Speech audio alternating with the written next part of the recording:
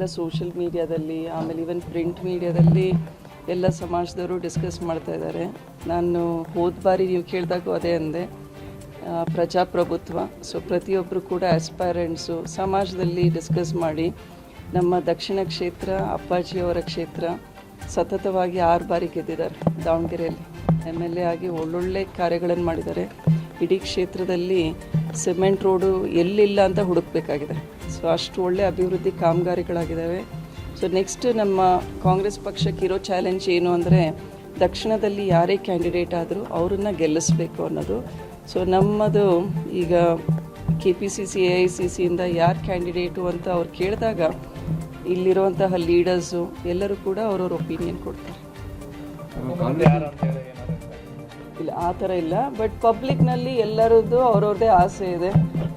ಇವರಾಗಬೇಕು, ಮೀಡಿಯಾದಲ್ಲೂ analysis ಸಾಕಷ್ಟಿದೆ, ಯಾವ ಸಮಾಜದಿಂದ ಆಗಬೇಕು, ಯಾರು KPCCನಲ್ಲಿ ಅವ್ರದ್ದೇ ಆದ ಒಂದು ಕ್ವಾಲಿಟೀಸ್ ಅಥವಾ ಕ್ವಾಲಿಫಿಕೇಷನ್ಸ್ ಇರುತ್ತೆ, wherein they select the leaders. ನೋಡಿ ಒಳ್ಳೆ ತೀರ್ಮಾನ ತಗೊಳ್ತಾರೆ. ಯಾಕಂದರೆ ಸೀಟ್ ಗೆಲ್ಲೋದು ನಮಗೆ ಭಾಳ ಇಂಪಾರ್ಟೆಂಟ್. ಕಾಂಗ್ರೆಸ್ ಒಂದು ಪದ್ಧತಿ ಇದೆ, ಯಾರು ಡೆತ್ ಆಗಿರ್ತಾರೋ ಅದೇ ಫ್ಯಾಮಿಲಿಯಿಂದನೇ ಕೊಡಬೇಕು ಅನ್ನೋದಿದೆ.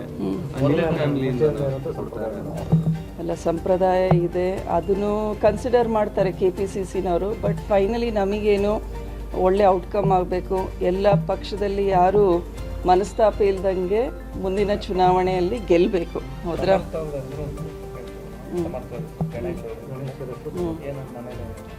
ಮನೇಲಿ ನಾವೇನು ಚರ್ಚೆ ಮಾಡಿದ್ವಿ.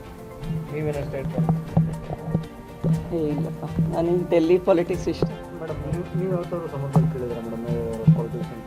ನನ್ನ ಚುನಾವಣೆಯಲ್ಲೇ ನಾನು ಕೇಳಿರಲಿಲ್ಲ, ಅವ್ರನ್ನ ಆ ಥರ ಕೇಳಿಲ್ಲ. ಯಾಕಂದರೆ ಚುನಾವಣೆ ಅಂದ ತಕ್ಷಣ ಫ್ಯಾಮಿಲಿ ಮೆಂಬರ್ನಲ್ಲಿ ಎಲ್ಲರೂ ಸಹಜವಾಗಿ ಓಡಾಡ್ತೀವಿ. ಫ್ಯಾಮಿಲಿ ಮೆಂಬರ್ ಜೊತೆಗೆ ನಮ್ಮ ಅಭಿಮಾನಿಗಳು, ಹಿತೈಷಿಗಳು ಅವರು ಓಡಾಡ್ತಾರೆ.